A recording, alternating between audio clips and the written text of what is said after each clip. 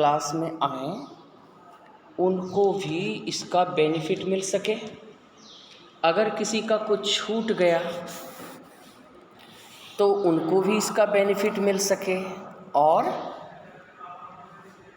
किन्हीं के पास अगर अवेलेबिलिटी ऑफ मोबाइल नहीं है तो जब कभी उनके गार्जियंस वापस आएँ तो उस समय उनको अपने मोबाइल में उनके इच्छानुसार ये मोमेंट मिल सके कि वो भी क्लास की बताई गई बातों को बढ़िया से सुन सके। भैया बहन, आपको याद होगा कि मैंने पिछले 2 क्लासेस इलेक्टोरल पॉलिटिक्स यानी चुनावी राजनीति के लिए रिज़र्व किया था, क्योंकि बहुत दिनों के बाद हम लोग मिल रहे थे। चुनावी राजनीति से F3 में क्वेश्चन आ रहा था और कुछ चीज़ें क्लैरिफाई करने के लिए छूट रही थी। इसलिए मैंने ये उपयुक्त समझा कि इलेक्टोरल पॉलिटिक्स के कुछ बिंदुओं को मैं बता दूं।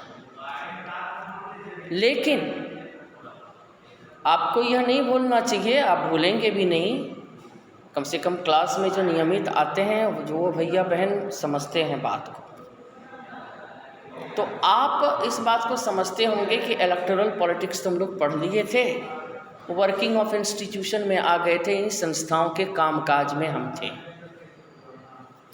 भैया बहन, मैं ये बिल्कुल नहीं कह रहा कि संस्थाओं का कामकाज हम लोग बहुत अधिक पढ़ चुके हैं या इलेक्टोरल पॉलिटिक्स चुनावी राजनीति में फिर कभी कुछ नहीं बताएंगे। ऐसा कुछ नहीं है। अगर ऐसा करना होता तो इतने डिटेल में जाते ही नहीं। क्लास में जो डिलीवर की जा रही हैं बातें, वो बातें बिल्कुल ही अलग होती हैं किताबों से। तो भैया बहन, आज हम लोग वर्किंग ऑफ इंस्टीट्यूशन और वर्किंग ऑफ इंस्टीट्यूशन में कॉम्पोजिशन ऑफ इंडियन पार्लियामेंट कई बार देख चुके हैं, आज भी देखेंगे। 8 में भी देखे थे कॉम्पोजिशन ऑफ पार्लियामेंट, संसद की बनावट, संसद की संरचना, क्लास 8 में भी देखे थे। लेकिन क्लास 9 में सेम चीज़ें हैं, तो देखना तो यहाँ भी पड़ेगा, देखेंगे भी और लिखेंगे भी। आपको हो सकता है याद आ जाए तो अच्छी बात है, लेकिन भैया बहन, इससे इसका इम्पोर्टेंस समाप्त नहीं होता। मैं बोर्ड पर आपको संसद की संरचना एक बार फिर लिखूंगा और आप लिखने का मकसद ये है कि आप इसको याद रखेंगे। और आज पार्टिसिपेंट जो है वो बहुत कम दिख रहे हैं, तो जरा क्लास में भी मैंने लिंक भेज दिया है। तो जैसा कि मैंने आपको व्हाट्सएप के समय में बोलता था कि ज़रा अपने सहेलियों को बोलो, अपने दोस्तों को बोलो क्लास आने के लिए, तो ज़रा सा फिर एक बार बोल रहे हैं कि कुछ अगर आपके कुछ करीबी लोग हैं तो उनको बोलिए कि 30 मिनट का जूम का क्लास है, इसको करने में उनको परेशानी क्यों होती है। उनको तो परेशान नहीं होना चाहिए, क्लास हर कीमत पर भैया बहन करना चाहिए। और आप लोग इसको मानते भी हैं, करते भी हैं, तो मेरा दावा आप पर ज़्यादा बनता है। तो भैया बहन, आप एक बार उनको कंसर्न कर दीजिए, एक बार उनको वाकिफ़ कर दीजिए।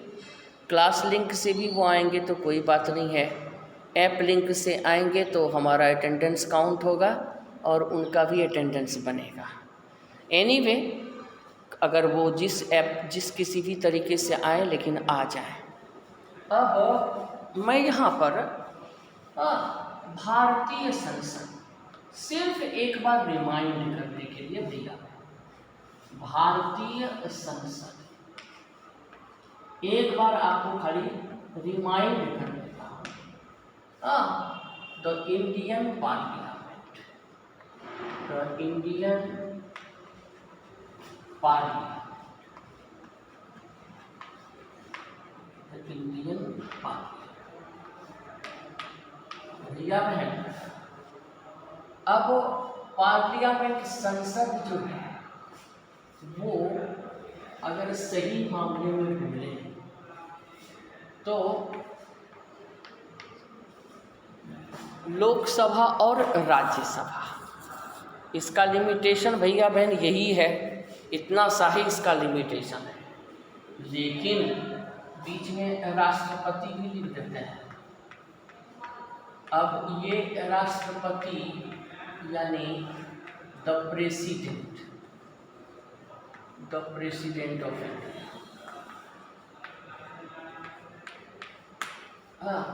ऊपर पे है संस्थाओं का कामकाज, संस्थाओं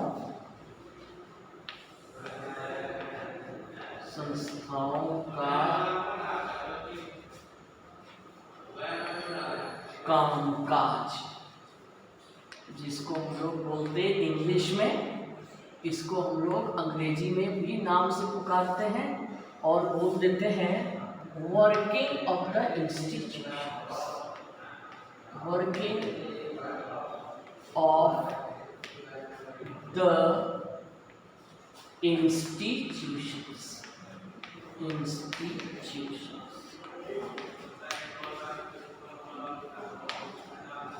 कहीं कोई बात नहीं है। वर्किंग ऑफ द इंस्टीट्यूशन, संस्थाओं का कामकाज। लोकतंत्र में कैसी संस्था? सर्वोच्च लोकतांत्रिक संस्था, द हाईएस्ट डेमोक्रेटिक ऑर्गेनाइजेशन या institution, and that is known as the parliament. किसी भी देश, किसी भी लोकतांत्रिक ढांचे का संचालन करने के लिए प्रधानमंत्री या राष्ट्रपति तो होंगे, लेकिन प्रधानमंत्री और राष्ट्रपति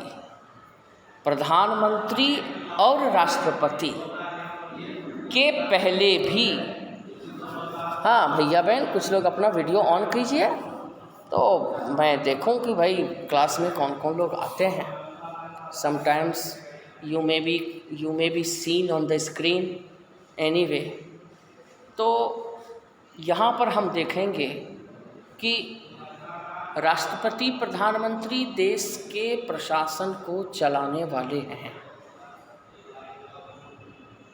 संवैधानिक रूप से उनका नाम है सर्वोच्च कार्यपालिका, चीफ एग्जीक्यूटिव। लोकतांत्रिक ढांचे के 3 पिलर में से विधायिका और कार्यपालिका सेकेंड नंबर पर है और थर्ड नंबर पर जुडिशियरी है। तो प्रधानमंत्री और राष्ट्रपति देश के सर्वोच्च संचालक हैं, लेकिन उन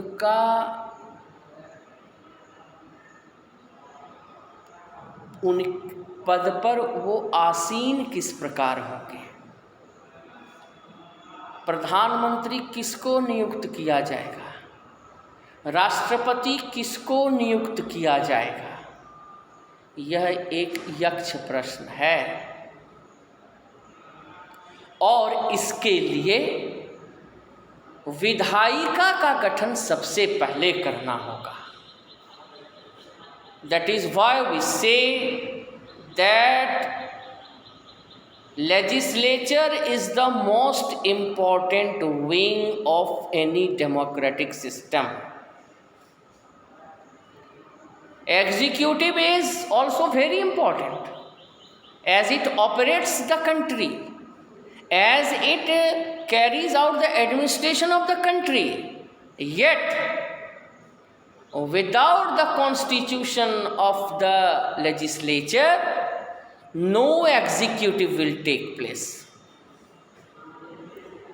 Executive will gain its existence only if legislature has been constituted. कार्यपालिका अपने वजूद में तभी आएगी जब विधायिका का गठन हो जाएगा, और इसीलिए लोकतंत्र में सबसे पहली संस्था है विधायिका। भैया बहन, क्लियर कॉन्सेप्ट लेना चाहिए, बातों को ध्यान से सुने। और बातें बड़ी बड़ी हो रही हैं, पढ़े थे पहले, लेकिन अब उसको कैटेगराइज कर रहे हैं, अब उसका वर्गीकरण हो रहा है, क्वेश्चन अलग से आ जाएगा। किसी भी लोकतांत्रिक ढांचे के लिए विधायिका का क्या भूमिका है? Determine the role of the legislature in a democratic setup. Evaluate the role of the legislature in a democratic setup. और ये क्वेश्चन नहीं आकर के संसद के क्या कार्य हैं ये पूछ देगा। तो भैया बहन, क्लियर कॉन्सेप्ट जब तक नहीं रहेगा कि विधायिका क्या है, उससे कार्यपालिका कैसे निकली, न्यायपालिका किस तरह से एक डिस्टिंक्ट ऑर्गन है, the judiciary has no concern in the daily life neither with the legislature nor with the executive. तो भैया बहन, बड़ी चीज़ें हैं, आपको पूरे अटेंशन के साथ सुनना चाहिए, इसीलिए मैंने म्यूट भी रखा है। एक तो रिकॉर्डिंग के ख्याल से, otherwise I have no doubt in you, because you people are very sincere, so many times I repeated it. But the purpose of the deliver, the purpose of the class should be meaningful, should be fulfilled. Class का उद्देश्य भी तो पूरा होना चाहिए ना। तो उसके लिए संस्था, आज विधायिका, कार्यपालिका, न्यायपालिका के ऊपर ही एक सेपरेट चैप्टर आपके NCERT ने दिया है। मकसद क्या है? गहराई से अपनी संवैधानिक संस्थाओं के बारे में जानना। लेजिस्लेचर यानी संसद एक सर्वोच्च संवैधानिक संस्था है, ये लाइन कोट कर लेंगे। भारतीय संसद देश में मौजूद सभी संस्थाओं में से सर्वश्रेष्ठ संवैधानिक संस्था है। The Indian parliament is the undoubtedly supreme constitutional body. उसके 3 अंग हो गए, लोकसभा,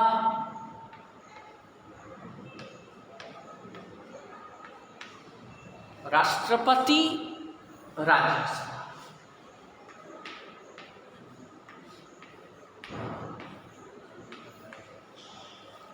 क्लास 8 में भी लिखे थे, लेकिन जैसा कि मैंने बताया, इसमें कुछ कुछ चीज़ें नई नई जुड़ती चली जाएंगी। बेस तो वही रहेगा, कुछ कुछ चीज़ें नई जुड़ेंगी। लोकसभा है तो लोकसभा का भारतीय संसद के अंतर्गत एक्चुअल रोल क्या है, इसका एक्चुअल पोजीशन क्या है, तो इसको बोलते हैं house of elected representative, house of the directly elected, house of directly elected representative। Representative, इसीलिए इसको बोलते हैं भारतीय संसद की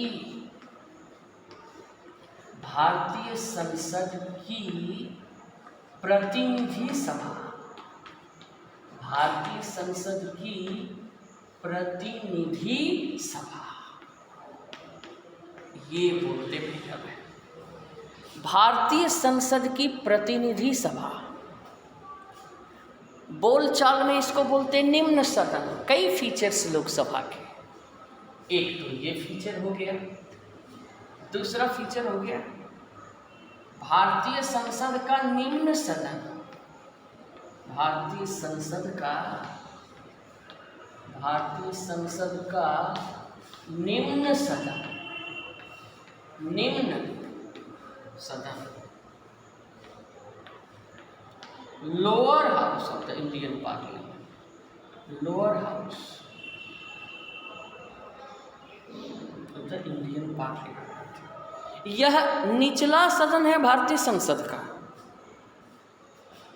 और राज्यसभा उच्च सदन है, अपर हाउस है। लेकिन यहाँ पर नाम पहले लोकसभा का ही लिखे हैं, नाम है, स्टेटस है निचला, लिखाया सबसे पहले लोकसभा, राज्यसभा बाद में लिखाया। और खाली यही नहीं, राज्यसभा हमेशा लोकसभा के बाद ही संज्ञान में आने वाला सदन है। भारतीय संसद का अगर सबसे लाइव, भारतीय संसद का अगर सबसे जीवंत सदन कोई है तो वो है लोकसभा। तो भैया बहन, अभी से लेकर के बोर्ड तक this question stands to be the most important one, comparison of the Lok Sabha and Rajya Sabha. Lok Sabha और राज्यसभा के बीच तुलनात्मक अध्ययन पहले भी किए हैं, लेकिन पॉइंट्स उस समय के और इस समय के डिफर करेंगे। क्यों? क्योंकि अब हम भारतीय संसद और उसके अलग अलग निकायों को विशेषज्ञता के साथ देख रहे हैं। With full command, in detail, we are just observing the status and functions of the wings of the Indian Parliament, like Lok Sabha and Rajya Sabha. That is why we need to go into the detail. Things will be different to that of we have gone in the past. I mean, when we were discussing in class 8, Parliament were there, Lok Sabha and Rajya Sabha were there, but with a limited contents. थोड़े से content में थे, पूरे content में नहीं थे भैया बहन, पूरे कंटेंट में आज है ये। तो मेरे कहने का मतलब है, with full bloom, with full stamina, you can go through and you can remember the entire things very well. भैया बहन, अब एक बार फिर यहाँ आते हैं, लौटते हैं और देखते हैं ये भारतीय संसद का निम्न सदन कहलाता है। निम्न सदन होते हुए भी, निम्न सदन होते हुए भी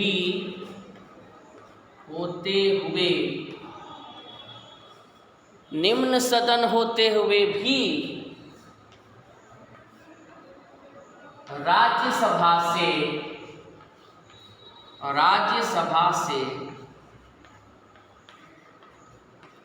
अधिक शक्तिशाली,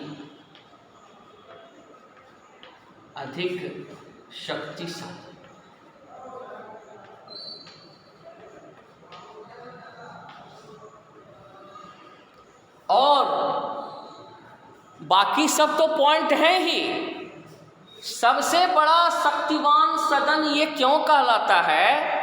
क्योंकि वो जो दो विधेयक हैं, साधारण विधेयक और धन विधेयक, उसमें से धन विधेयक के मामले में, मनी बिल के मामले में लोकसभा राज्यसभा से अधिक अधिकार संपन्न हो जाता है। अब भैया बहन कैसे हो जाता है, आप जानते हैं इन चीज़ों को। Regarding the passing the bill, हाँ आप बातों को जानते हैं। मैं एक बार दोहरा दूँ, साधारण विधेयक तो किसी भी सदन में पहले पेश हो सकते हैं, लेकिन धन विधेयक पहले सिर्फ लोकसभा के फ्लोर पर ही पेश होगा। साधारण विधेयक उस मंत्रालय के जो मंत्री जी हैं वो पहले उसको लोकसभा में भी प्रोड्यूस कर सकते हैं, उसके बाद उसे राज्यसभा में भी प्रोड्यूस कर सकते हैं। लोकसभा में भी उसे प्रोड्यूस कर सकते हैं, राज्यसभा में भी उसे प्रोड्यूस कर सकते हैं, लेकिन उसके साथ धन विधेयक के साथ भैया बहन ये लागू नहीं है। धन विधेयक के मामले में यह पहले से सुनिश्चित है, संविधान के द्वारा यह सुनिश्चित है कि धन विधेयक पहले राज्यसभा में ही प्रस्तुत होगा, लोकसभा में नहीं होगा। लोकसभा ने उसे पास आउट कर दिया, लोकसभा ने उसे पास कर दिया, बिल पारित हो गई, तो वो राज्यसभा जाएगा। राज्यसभा तो हर बिल को जाना है, लेकिन राज्यसभा को उसे 14 डेज के अंदर लौटाना है। और ये बातें आप जान चुके हैं, विस्तार से चर्चा हो चुकी है, दोबारा चर्चा करना उचित नहीं। तो अल्टीमेटली भैया बहन साबित क्या होता है? What is this very point prove? Ordinary bill is less important. It may be produced on the floor of the Rajya Sabha firstly, but money bill is supposed to be most sensitive. The constitution binding does not allow the money bill to be produced first on the floor of the Rajya Sabha. No, not at all. Money bill is the most sensitive bill. Money bill may cause a lot of difference into the system. That is why, just observing its great importance, it will be produced firstly in the most important house of the Indian Parliament. धन विधेयक का लोकसभा के floor पर पहले पारित होना यह साबित करता है कि लोकसभा भी धन विधेयक की तरह ही बहुत महत्वपूर्ण सदन है। भैया बहन, लोकसभा की ये स्थिति हो गई। राज्यसभा की स्थिति देखें तो राज्यसभा प्रतिनिधि, प्रत्यक्ष रूप से चुने गए प्रतिनिधि की सभा नहीं है, यह अप्रत्यक्ष रूप से चुने गए प्रतिनिधियों की सभा है। क्योंकि राज्यसभा के सदस्यों के चुनाव में भारत की आम जनता प्रत्यक्ष रूप से भागीदार नहीं बनती। उनके चुनाव में, राज्यसभा के सदस्यों के चुनाव में भारतीय जनता का कोई डायरेक्ट रोल नहीं होता। जनता के चुने गए प्रतिनिधि भाग लेते हैं। अब आप देखिए कि राज्यसभा का सदस्य कौन चुनता है? राज्य की विधानसभा चुनती है। 20 एमएलए चुनकर मिलकर एक राज्यसभा का सदस्य चुनते हैं। अगर एक विधानसभा में किसी पार्टी को 100 एमएलए है तो राज्यसभा में उस पार्टी का 5 एमपी जाएगा। 25 100 ये एक सपोज टू बी रेशियो है। इसमें हर साल घट बढ़ होते रहते हैं, बट एक ओवरऑल जो सपोज टू व्यू है वो यही है, 20 MLAs is equal to 1 MP of Rajya Sabha. तो अब विधानसभा के सदस्य तो डायरेक्टली चुने गए, लेकिन उन्होंने जो राज्यसभा के सदस्य को चुना उससे आम जनता को कोई लेना देना नहीं था, इसलिए यह अप्रत्यक्ष रूप से चुने गए प्रतिनिधियों की सभा है। अप्रत्यक्ष रूप से चुने गए प्रतिनिधियों की सभा है। चुने गए प्रतिनिधियों की सभा है। प्रतिनिधियों की सभा है। Directly, not directly elected, House of indirectly elected of the people, House of the indirectly elected of the people, ये राज्यसभा का इसके विषय में सबसे पहला लाइन लिखेंगे भैया बहन। दूसरा, एक दर्जा तो इसको है मिला हुआ, भले ही नाम का ही सही, लेकिन भारतीय संसद का उच्च सदन तो यही है। भारतीय संसद का उच्च सदन, भारतीय संसद का उच्च सदन।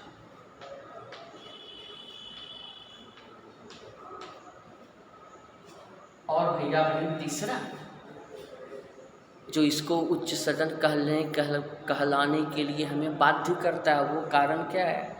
वो ये है कि यह हाउस हमेशा जीवंत रहता है, दीर्घजीवी है, चिर है, अजर है, अमर है, इसका कभी क्षय ही नहीं होता। अब बात अलग है कि जिसको हम अभी मेरिट बना रहे हैं, एक्चुअल में वो मेरिट है या नहीं, गॉड नोस। जैसे सपोज कीजिए कभी आकाशवाणी हो जाए कि अब कोई आदमी मरेगा ही नहीं, nobody will die now, since today nobody will die. तो ऐसा नहीं है कि खुशी के फव्वारे फूटने लगेंगे, पटाखे फूटने लगेंगे। भैया बहन, अगर ऐसा हो जाए तो मातम शुरू हो जाएगा। बात यहाँ वही है, लोकतंत्र में हाउसेस को या किसी भी व्यक्ति को, किसी भी पद को दीर्घजीवी नहीं होना चाहिए, नहीं तो वो निरंकुश बन जाएगा। अगर प्रधानमंत्री 20 वर्षों के लिए चुना जाने लगे, अब हम लोग सोशल पॉलिटिकल साइंस के स्टूडेंट हैं, कल्पना करें, रह जाए कि अब प्राइम मिनिस्टर 20 साल तक रहेंगे, ऐसी घोषणा हो जाए, राष्ट्रपति 20 साल के लिए, भैया बहन वो इतने निरंकुश हो जाएंगे, अच्छा भला आदमी इतना निरंकुश और गंदा हो जाएगा। क्यों? क्योंकि वो अब उसको तो डर रहेगा नहीं। ऐसे तो डर है कि 5 साल में नहीं ठीक काम करेंगे तो 6ठे साल चले जाएंगे, और वहाँ तो चले भी जाएंगे तो 21वां साल में न जाएंगे, तब तक जो करना है कर लो। तो भैया बहन, इस तरह से हम देखते हैं कि वास्तव में राज्यसभा का स्थायी सदन बनना ये उचित है या नहीं, गॉड नोज, लेकिन है, हकीकत यही है ना, अस्थायी सदन है ये, भारतीय संसद का स्थायी सदन है, परमानेंट हाउस है। भैया बहन, अब जून का इंडिकेशन आ रहा है, कक्षा समाप्त करने का इंडिकेशन आ रहा है, और हम कक्षा को आपके परमिशन से यहीं समाप्त करते हैं भैया बहन। और आज के लिए इतना ही। हम समझते हैं कि we will talk later on and things will come again. We will have an open discussion sometimes later, but till today I just bid bye to everyone, and next meeting will be tomorrow possibly. Okay, thank you so much.